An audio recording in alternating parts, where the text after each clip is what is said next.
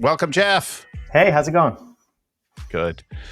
So for the listener viewers, Jeff is the author of Lit, Life Ignition Tools. He's Dr. PhD, Harvard, MIT, and a leader around a whole lot of things. He's been a TEDMED speaker, a TEDx speaker, and his work in bioinspiration in particular, innovations, biotech breakthroughs is super cool. And he's been awarded top honors as a mentor at MIT and Harvard, and he's helped many, many others to go on and develop their careers in science, fields of medicine, and innovation. So welcome to the show again, Jeff. Thank you. Yeah, great to be here. Yeah. So bioinspiration, right? I start the show with a little music. I like to look around and take walks around the neighborhood. How did you come up with bioinspiration as a concept? Where does that come from for you? So during my postdoc at MIT, I was training in Bob Langer's lab. He's, if you haven't heard the name before, he's a co-founder of Moderna and maybe like 60, 70, maybe even more companies. Yeah, just a powerhouse. And I was working in his lab, and one night I was kind of walking back to my desk, and I noticed a journal article on someone's desk that had a picture of Spider-Man, like an action figure of Spider-Man hanging from the ceiling. Yeah. And I was like, oh my God, what's going on? Because this was, I knew it was a nature journal, which is one of the most prestigious journals. So I went back to my desk and, searched around, Spider-Man, nature, and I found the article. And what they had done in the article was through understanding how geckos can walk up walls and hang from a single toe, they had learn some new sort of mechanisms of action for how adhesives, things can stick to each other. And they created a dry adhesive tape that they put on the surface of Spider-Man's, whatever it was, his hand, and then stuck him to the ceiling. So that was like the thing. And I was blown away by that. I'd never heard of bioinspiration before. I'd never seen it in action. And the fact that you could go and learn about something in nature and then turn it into a potential product that could help people, it just really spoke to me. And at the time, I was working with a bunch of clinicians, doctors in various areas, and I kept hearing that new tissue adhesives were required, that sutures and staples had all kinds of shortcomings. And so I started to think, maybe there's a way that we could, through understanding how geckos stick to walls or surfaces, we could create a tape that was biodegradable and could be used inside the body for sealing surgical wounds. That's so cool. Yeah, really cool, right? Use something inside, let it disappear, let it be absorbed once it's served its function so that it isn't an artifact there forever. On this related, similar topic, let me remind our listeners, viewers, to go back and look for an episode about this idea of bioinspiration applied to the way teams work together. Teaming by Willie Barker is a past episode and been very popular with folks. Look at like how an ant colony works together and how bees and like how many things and what can we apply to the teams that we work in the human interaction goes very much with your idea for this, right? Absolutely. Yeah. I mean, there's like hundreds of millions of years of research and development happening all around us. And I think when you really step back and think about it, evolution is the best problem solver. It's an experimental process, highly iterative, and we are literally surrounded by solutions, which you can look at as ideas for solving problems. And it's almost like, just with the evolutionary process, it's like this encyclopedia of solutions where new chapters are constantly written. And to me, it's just so exciting because I also, this whole other element of it all is the more we can connect with nature, the more we connect with our essence, the more we can think about nature in our work and in our day. That's part of that connection process and really attuning to the rhythms of life.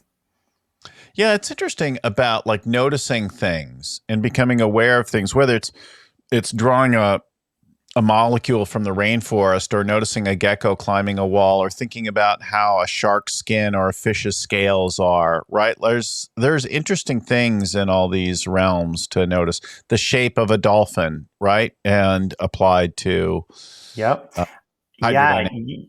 yeah, I love the examples you're bringing up. These are like incredible examples, and there's so many. Like there was this high-speed train in Japan that every time it went through a tunnel, there was like a sonic boom because it was going so fast. And to solve it, part of it was looking at how kingfisher birds, when they're in the air and they're hunting for fish, they have this aerodynamic beak. And that allows them to essentially just drop like super fast into the water and capture their prey. And so they designed the front part of the train based on the shape of the kingfisher beak, and they were able to eliminate this sonic boom. And there's so many. There's this beetle that exists in the desert that there's like no water, but in the moisture in the morning from the humidity, it has these little channels on its back, and the moisture collects on its back, and the channels feed it to its mouth so it can drink water. Like there's all these things we can learn from. It's unbelievable.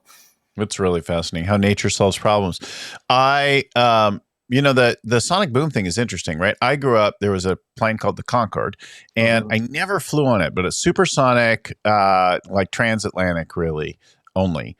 And it flew back and forth until they had some mishaps on it, but it never was economical. It couldn't go places because you couldn't fly it over ground. No community wanted sonic booms overhead, day in and day out with countless passengers.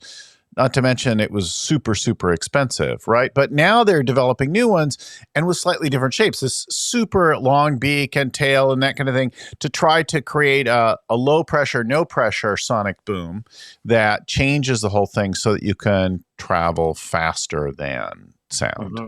Yeah. And, my sense is that any problem that you're facing, there are aspects in nature that you can turn to and learn something new that you wouldn't otherwise think of. And when I step back and think about this, it really speaks to how narrow we become in our thinking as we age, as we progress.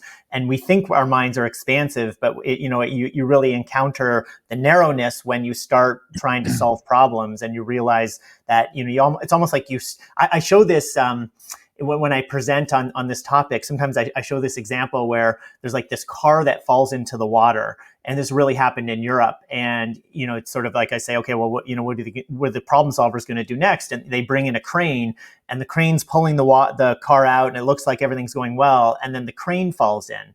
And then I ask the audience, I say, okay, what are they going to do next? What are the problem solvers going to do? And everybody, bring in a bigger crane.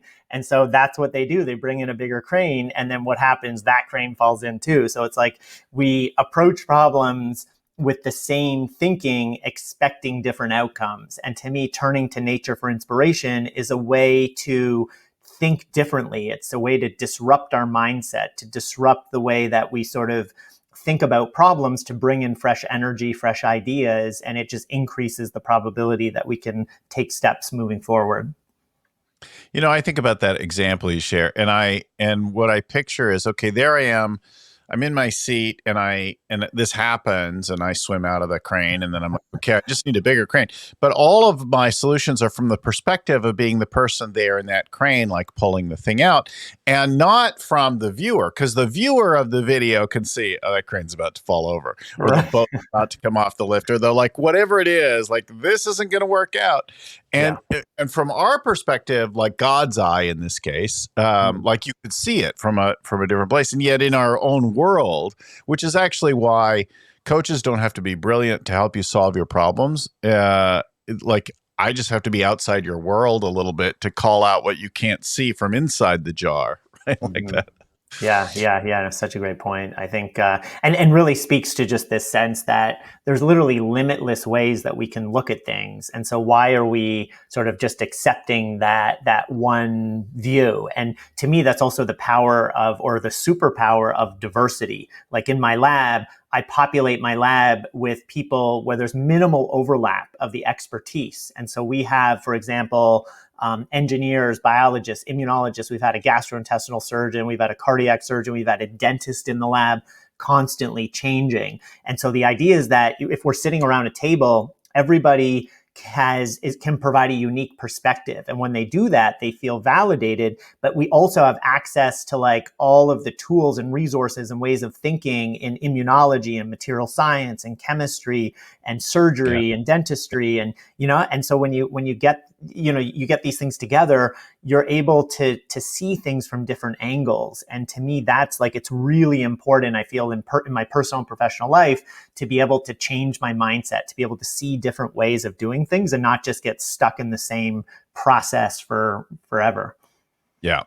This is why getting a board of advisors, a coach, why people value consultants so much, like somebody to look at the challenges you face from a different lens, apply a different approach to it. And if you can get multiple of them, wow, all the better, right? Many different ways of doing it. Yeah.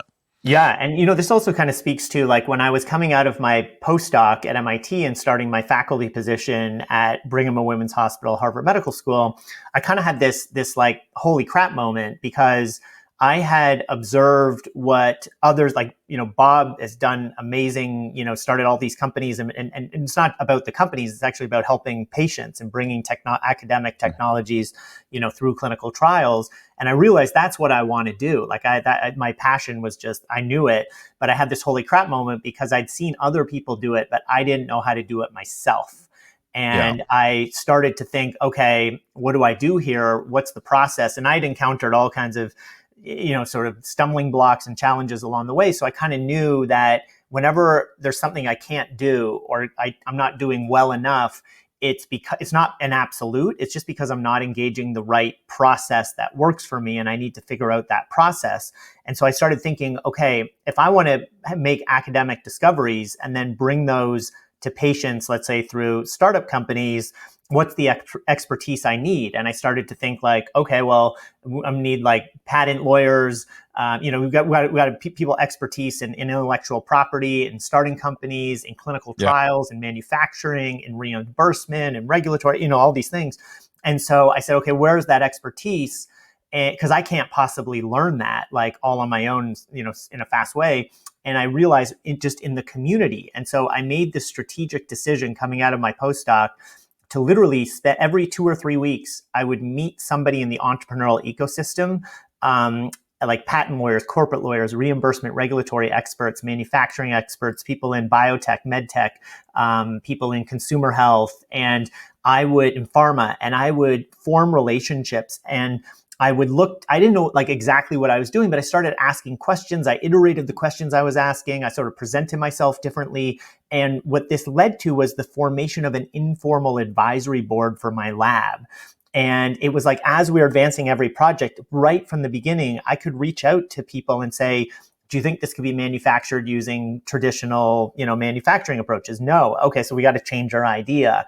If this goes through a clinical trial, what would we compare to? Because we got to know that early on in our experiments. So we want to incorporate that into our experiment. Otherwise, we won't know whether what we're doing is important, right? Like, are we actually doing better than what's out in the field? So it's sort of the same thing that we've been discussing here, is just this idea of having, maximizing the superpower of diversity and really thinking about the skills that are required, and then having the right advisory team, which are your friends, ideally, to kind of help navigate that process.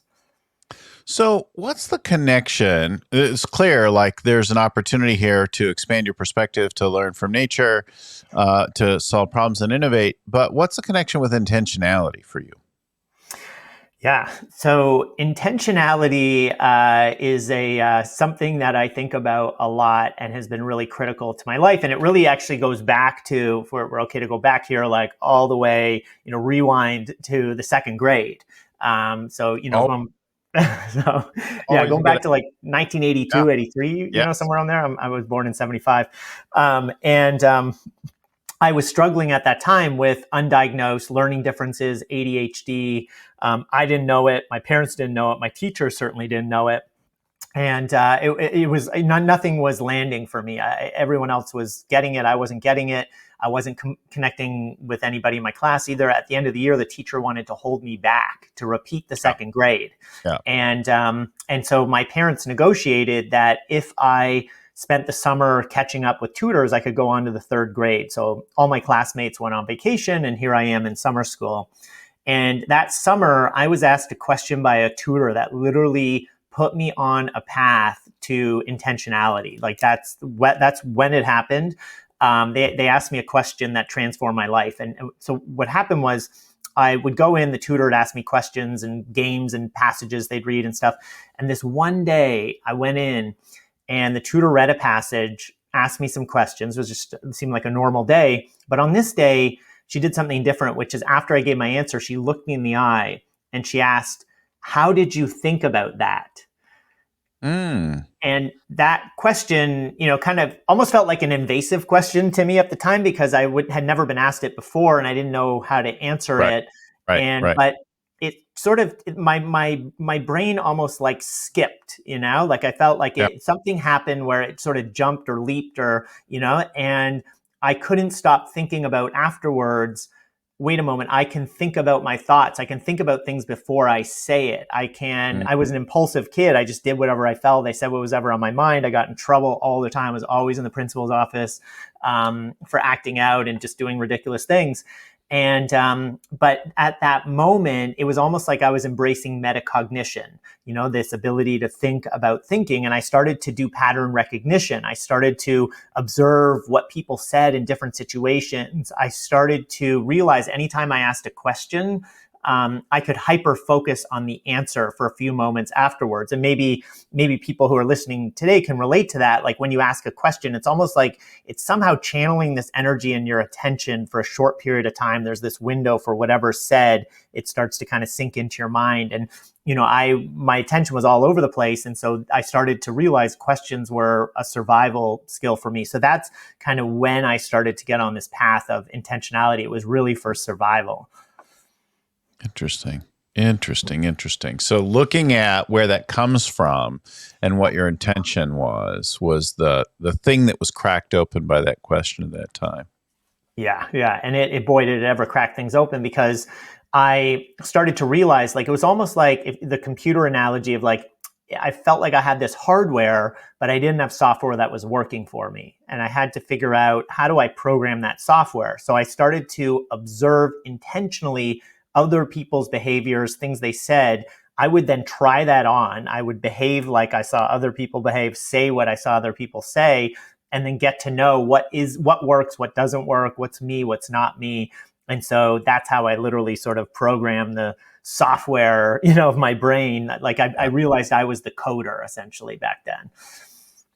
I don't know what I was like as a kid, but I do remember that about the age of 6, my parents took me to learn the first kind of meditation. And then I was exposed to other kinds of meditation and learning to control your mind, that I could slow my mind, notice my noticing, right? Like bring that awareness to the self. And then later through things like body scan, and then pulling back your awareness to think about yourself sitting, meditating, or whatever, wherever you were, and then pulling back to imagine yourself, and then to sort of, people think of themselves actually going places like astral projection, but taking your mind somewhere else, like being able to detach from things, to notice the thoughts, having the thoughts, the internal monologue that you're having inside your own brain moment by moment, and then to get some control. Super powerful, right? Like, yeah, that's amazing that you had that experience.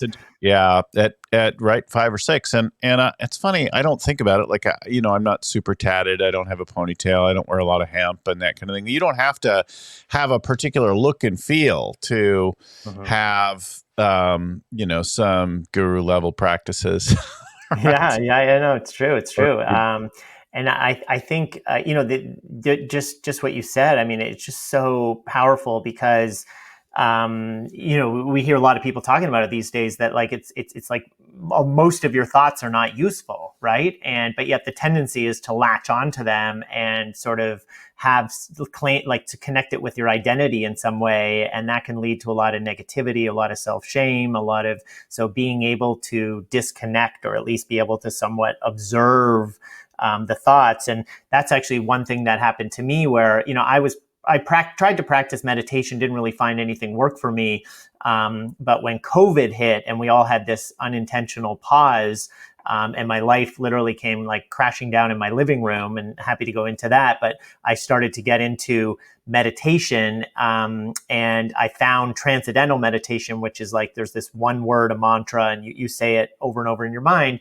And I practiced it for a few months, and that actually was enough for me to be able to see that, like, I'd sit there and I'd be saying this word in my head, and then I'd be like, oh my God, I didn't write that email, or I forgot. And I'd be like jumping out of the meditation to go do it.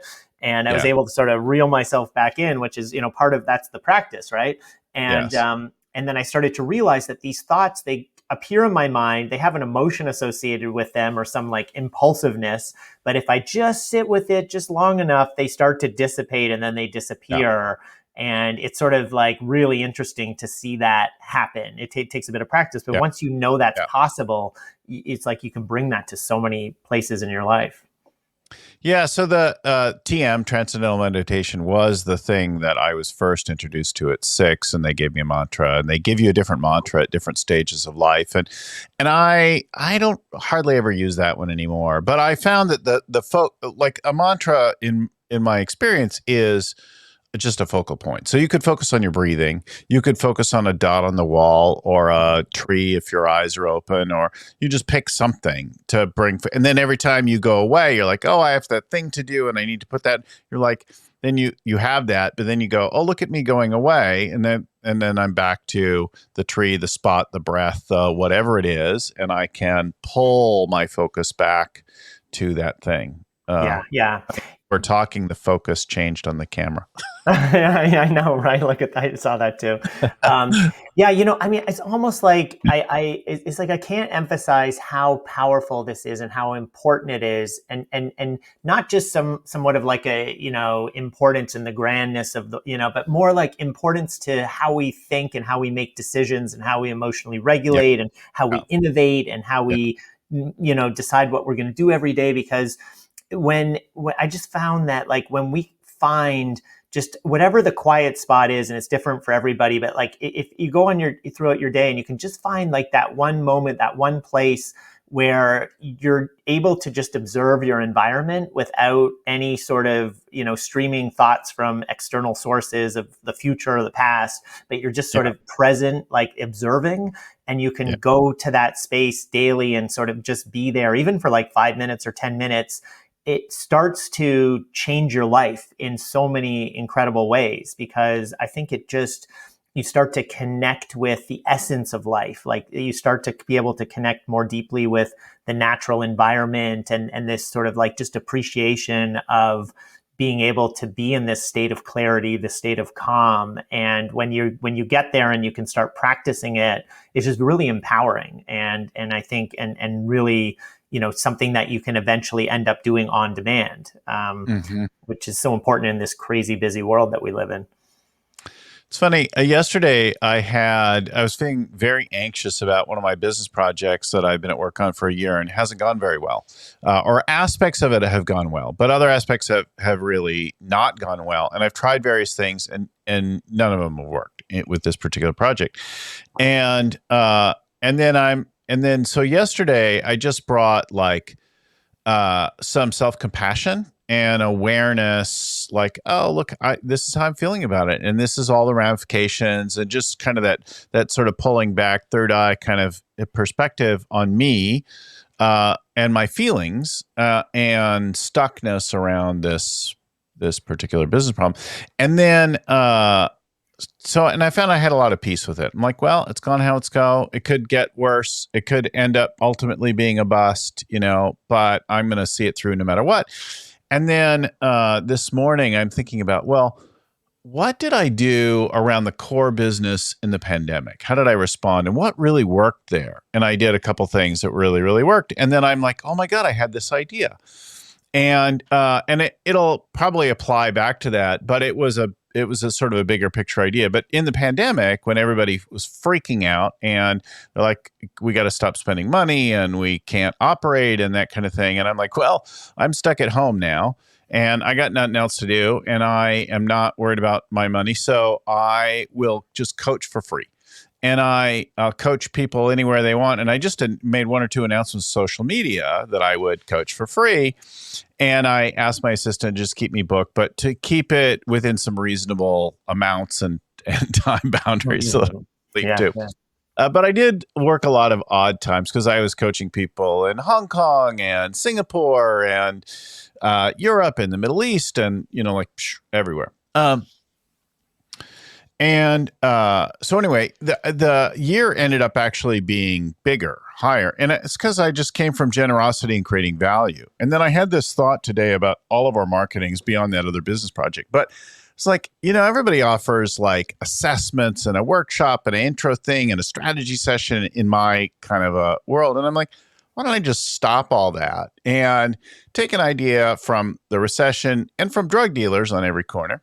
And that is, first one's free. Instead of doing like a strategy assessment where I figure out how to sell you, why don't I just give you some free coaching? And then we can talk more about what it would be after that, if that's of interest. But I got really excited about I'm just going to do some free coaching for people and see where I can create value. And then, it'll either fit or it won't fit. But I trust that the right things will work out in the process, right? Yeah, yeah. No, I love that because I think what you're tapping into is just the limitless possibilities that exist around us, and how when we do new, like our brains love novelty, and I think when we're younger, everything is new, right? Like learning to crawl, learning to walk. Every grade is a completely new experience. Like it's almost like a new world, a new universe for us, and every skill, every sport, everything is new. And as we get older, we lead these algorithmic lives. Like we wake up at the same time, we go to bed at the same time, we eat about the same food, every day, we interact with the same people,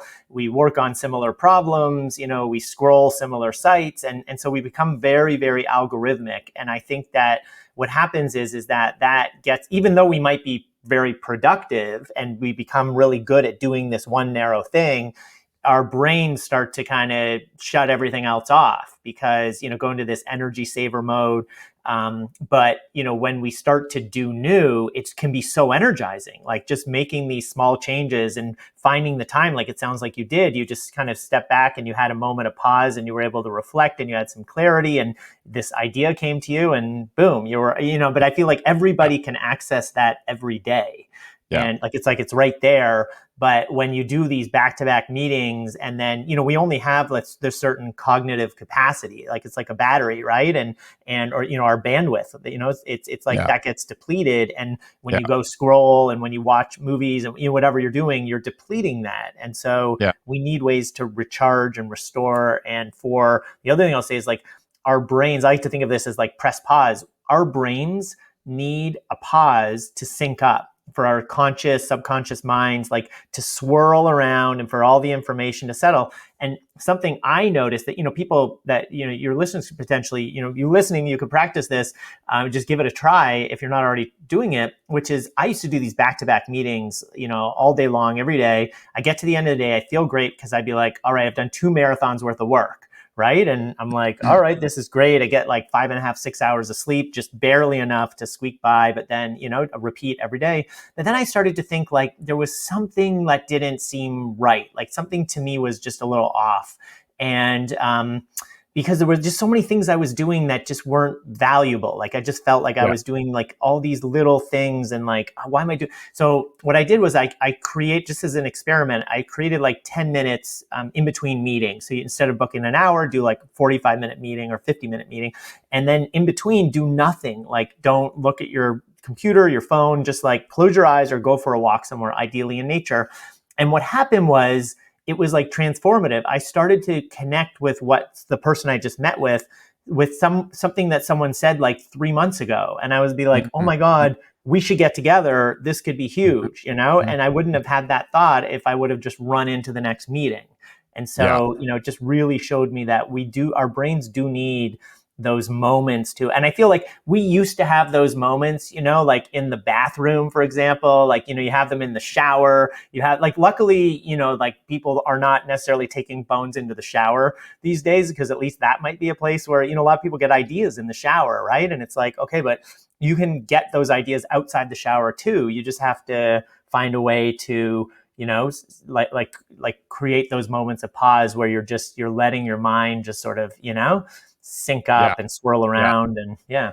Shower thoughts. I think people have waking up thoughts, they have shower thoughts, they have commuting thoughts, they have running, exercising thoughts. I Yeah. actually have a notepad in my shower from Nice. a product called Aqua Notes, and Ooh, it has I'll write like that a down. little waterproof paper. You can order it on Amazon. Go look for Yeah. Aqua Notes. Looks like a little notepad, but it has a pencil and a little tear off notepad that sticks on your shower wall, and you can Yeah. write down your thought of the day or whatever. And Wow. I super love it, like for that kind of thing, like an intention, a brainstorm. I could have an intention up and then flip it up, write a brainstorm, pull that off, take it off with me, and then capture it. I generate more ideas than most. I lead with ideation, but I also recognize most of those ideas are just noise. Like it's just brain chatter making random connections, and lots of them aren't super useful, right? I definitely shouldn't pursue all of my ideas. I should Yeah. let most of them go, so that I have some focusability. But it's a useful thing. You talk about the brain interrupt and getting sidetracked. I think one of the biggest things that people are terrified with is public speaking. And I am almost never terrified of public speaking. I can walk in front of 5,000 or whatever, and I'm actually pretty good most of the time. But I did stand-up comedy a few years ago, and I was truly terrified because I was doing something new. I've done things around music and dance before where I've been terrified because it wasn't like my home turf. To get up and talk like this in front of a group about something I'm like, I don't think anything of it. I belong there, right? Like, but Mm. that isn't normal for most people. And you had an experience like this doing your TEDMED talk. Talk about how that was for you, what happened, what your insight was. Share with us that. Ooh. So this is going back to 2014, 2013, actually, when I was asked. So I got a call from Jay Walker, who is the founder, was CEO of Priceline, and then he acquired the rights to TEDMED, and he was running it for several years. And he invited me to take the TEDMED stage and on the Yeah. work that we're doing in bioinspiration. And initially, I actually said no because I was so afraid of doing it. I hadn't memorized anything and since like grade school, and most of these, pretty much all the talks are fully memorized, and they're like 15 minutes, 18 minutes, whatever it was. And so I was but then I started to reflect, and I was like, if I say no, I'm probably never going to be asked again, and so this is my only shot. So I went back and said, actually, I would really love to do this. And so I went nuts on putting this talk together, and it was incredible, the effort that that I was able to kind of muster up to put in there, because there was the script, I had my slides, I work with an animator to create like a 1.5 minute animation, and I had to get my words to match up precisely with it, and then I had to perform it so it didn't look like it was memorized. So like all these stages, I presented it. I rented out the Kresge Auditorium at MIT, which is like the biggest auditorium there, and presented to 4 people, my family. Sitting there, I practiced for the head of communications at my institution and my lab, and just all these people. To it. Yeah, yeah. It was at the Kennedy Center in DC. And I get there, and they run it. I run it through with somebody, and like the person who's kind of helping, and they're like, actually, can you make some changes? And I was like, oh my God, like this is memorable. Like, how am I going to do that? Like, it's tomorrow. So then I'm like kind of freaking out. Then we have this session where they're like, okay, here's how it's going to go tomorrow. The sort of like the rundown. They said, here's the clicker. We just want you to know that you can't go backwards. So if you accidentally hit the button forward twice, you have to yell to the AV person, can you go back a slide? And I'm like, okay, there's no way I'm doing that. And then they said, by the way, sometimes people stop in the middle of their talk, and there's a couple reactions. One is they start crying. They said, we advise you not to cry. Like, don't cry if that happens. And then they said, yeah, it's like, okay. And I'm like, it's a little strange. And then they said, okay. And also some people run off the stage when they stop. They said, don't run off the stage. They said, what you should do is just stand there and smile, right? That's what we recommend. Just stand there and smile. And so, I'm like really nervous about this talk. I have a pack of Halls in my pocket. I'm like eating almost the whole pack before I go up. I get invited to go up. And by that time, I knew it like inside and out. I could give this talk with thinking about different things. And so I get up and 5 high definition live stream, like 5 high definition cameras being live streamed around the world, full auditorium, president of Yeah. my institutions in the audience. I'm Yeah. giving this talk, and things are going really well. And I'm sort of looking at the audience, and I'm just like robotically giving the talk. And then all of a sudden, I'm like, wait a moment, I forgot a line. Like I missed one of the lines that I had. I still was able to keep going. I was like, oh my God. And my brain couldn't get unhooked from that thought. And I stopped. I came to a screeching halt in the middle of my talk. And I'm thinking to myself, oh my God. And my mind is blank, completely Yeah. blank, other than the thought of just stand there and smile, don't run off, don't cry. And all the swear words are coming to me. I'm sort of like motioning with my hand to try to get like lightning to strike to energize me to figure out what to say next. And then it's like I stopped for 15 seconds. And then what happened was I got the idea, I don't know how I got it, to advance the slide. I advanced the slide, and it's a blank slide. And I think to myself, like, what? A blank slide? Then I clued in, wait, that was a cue for me. Like, then I moved it ahead one slide, and I remembered when I moved it ahead, the blank slide was a cue to say something. I knew what I was supposed to say, and then I was able to continue. So I continued, finished the talk, and then as I was walking off the stage manager, whispers to me, "We can edit that part out." And then, I left the stage, and so what happened after the talk, some people came up to me and they said, we noticed that you stopped in the middle of your talk. And I'm thinking, okay, probably not too hard to notice that. And they said, but, you were able to recover. Like, we noticed you made a really good recovery.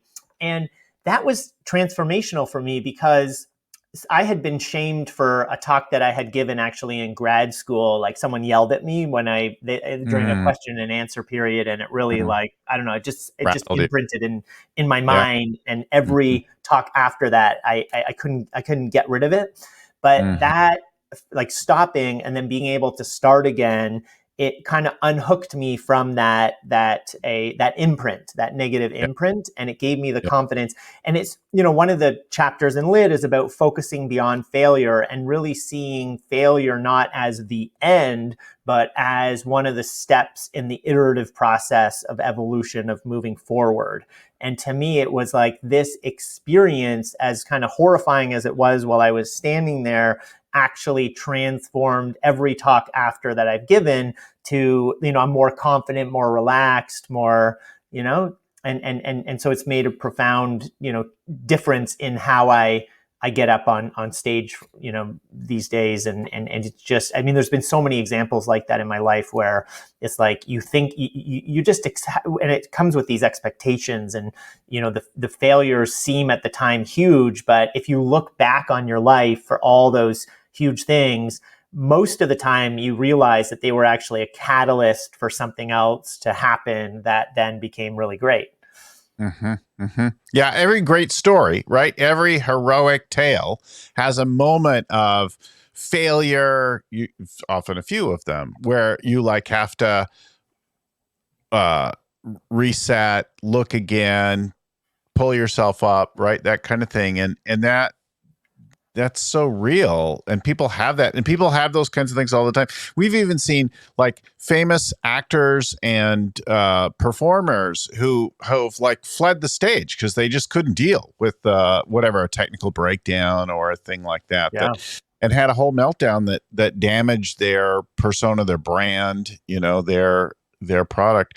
I in that panic that I had over doing stand-up comedy, because I'm fine talking about whatever and just kind of riffing on things, but memorizing a specific sequence of something that builds on something else and is all of it's supposed to be funny. Of course, it wasn't actually all that funny, but in the end, but I do remember in the middle of that, I lost my place at some point, and I'm like, oh, I forgot. And then I just kind of looked at people. I'm like, I think I forgot to say something anyway. And then I just moved on. Right. Like, and I had been coached in that some years ago, like when you get pulled out, nobody pointed out that I might cry or run away, but instead of just staying there, like just call it out, call yourself out. Like, oh, Yeah. I got distracted there for a second. What was I talking about? And then Yeah. sometimes the audience will tell you or whatever, or you'll just think you'll pull yourself back by just naming that went off. Yeah. Yeah. No, I feel that. And then, I've also, I've kind of shared this story with a few people, and some people, have even said that like they've shared their experiences where they've forgotten lines or whatever, and have been able to just, as you said, been transparent with it. And they felt even more deeply connected to the audience because, when you get up there and you're sort of giving a performance, there's a separation you're creating with the audience. But when something happens, like when you encounter a challenge or setback, a failure, whatever it is, that actually makes you real. Like people realize, oh, okay, like, yeah, that might happen to me. And so it's kind of an opportunity for a connection. And actually one thing that you said also before, like, I think a lot of people are fearful to get up on stage. But and it actually made me think of a story. One of my friends, a colleague, who's a doctor, professor, in Boston, a cancer, oncologist.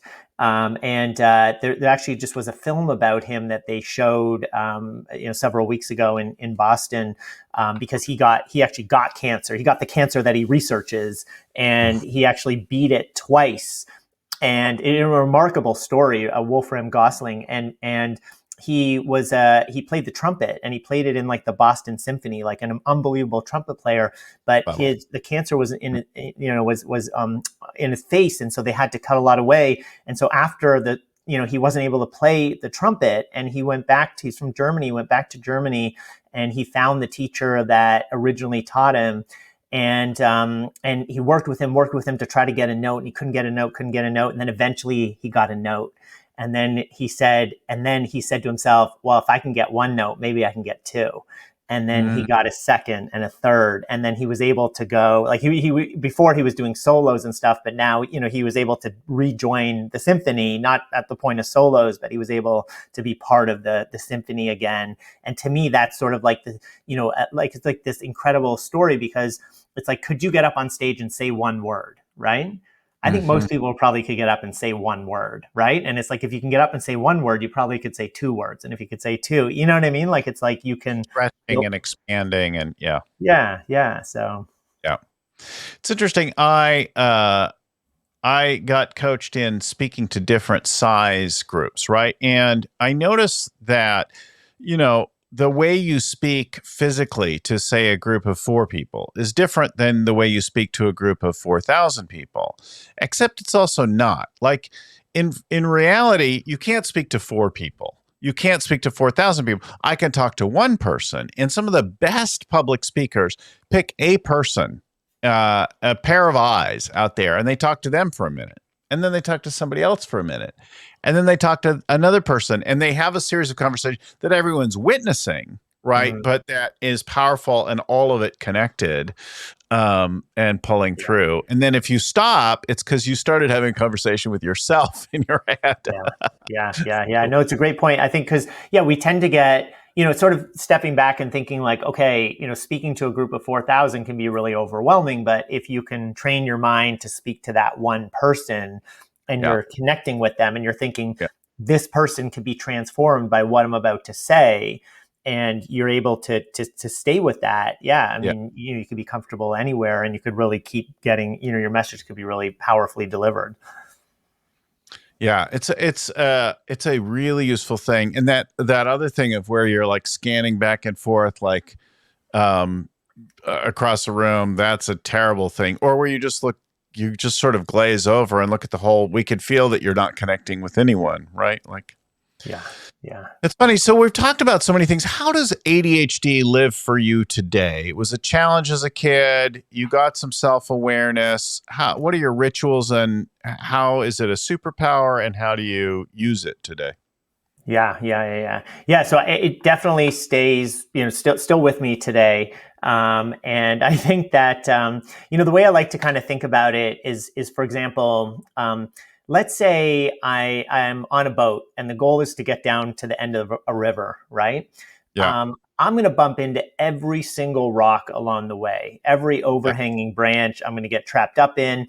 But Yeah. I'm not just going to get sort of, trapped up. I'm going to look. I'm going to look at the rock and I'm going to be like, oh, that's interesting, and I'll kind of see the rock. And then I get trapped on a branch and then I'll see a path on the side of the river and I'll get out of the boat and I'll start walking. And then I'll be like, wait a moment, I'm supposed to be going down the river to the end. I'll get back in the boat. And so I feel like by the time I get to the end, it's taken me far longer than I had ever imagined. I might be like shaming myself in some ways for like, why did it take me so long? But the experience that I've had has sort of like, I've tapped into my curiosity. I've had this experience where I've looked at every rock, every branch along the way. And so I have this sort of deep understanding about certain things I didn't have before I got in the boat, right? And I Yeah. feel like that's kind of how I feel navigating the world with ADHD, is that I'm kind of going over in all of these places. But in many ways, I found it to be a superpower in the sense that I'm able to connect with things in my environment in really meaningful, deep ways. And I'm able to make observations and be able to do pattern recognition and then be able to bring that to the research in my lab, where we're trying to solve medical problems. And it's really important to see what are the patterns that others have used to try to solve this. What are new patterns that we could, approach this with? And so I think, it definitely is challenging in the sense of, I need rituals and practices and habits. So you mentioned that. So one of the things I do, I refer to as the distraction disruptor. And this is something, again, everybody could try today, which is what I do is I'll write on a piece of paper the word distraction and I'll circle it. And then anytime I feel distracted or catch myself in a distraction, I'll put a check mark through the word distraction, through that circle. And what that does is it doesn't necessarily stop the distraction, but it intercepts and develops an awareness that I am being distracted. So it almost gives myself a little pause to be like, okay, you're in a distraction. And now I can be intentional about, okay, yeah, I want to continue to be distracted, or no, I want to get myself out of the distraction. So it gives me almost that choice. It presents like a choice.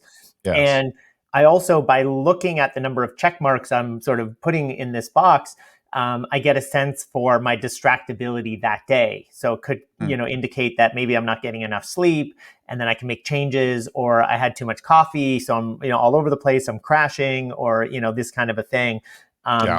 Another thing I do is I put my phone, I'll put it there and I'll start the timer when I'm working. And then when I feel the urge for distraction, I'll look at the clock and I'll say, can I go another minute or two before I engage in the distraction? Yeah. So kind of turning it into a challenge. So you refer to that as like a challenge clock. And often when I do that, I'll look at the clock a few times, one more minute, and then it'll be like 10 minutes or 15 minutes. So I'm able to then, find something that, so there's all sorts of things like that I do to, try to navigate. And I don't use those every single day, but I sort of cycle through them, depending on the situation.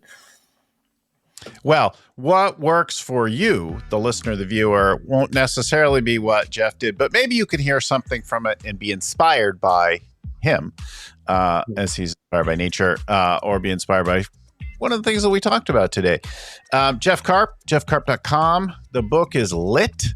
It's all about getting, lighting your own life up, life ignition tools, lit, intentionality, and bringing that, developing that for yourself, we should all be as productive, and accomplished as you, Jeff. jeffkarp.com. Thanks again, everyone, for watching, for listening.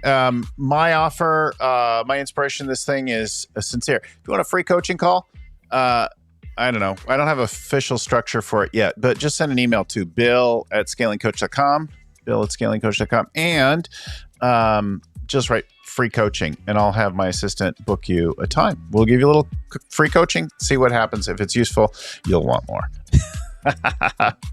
But in any event, we're happy to do something like that. Let me give a big shout out and thanks to my friend and mentor, Vern Harnish, who created the whole Scaling Up framework. And we do our annual CEO Summit at Harvard every year. And then to the folks at Storyon, who help our show get ready, produced, out the door each and every week. StoryOn, Cameron, Seth, Christelle, and the team over at StoryOn. Thanks again, everyone, for watching, for listening. We'll talk to you again next time. Keep scaling.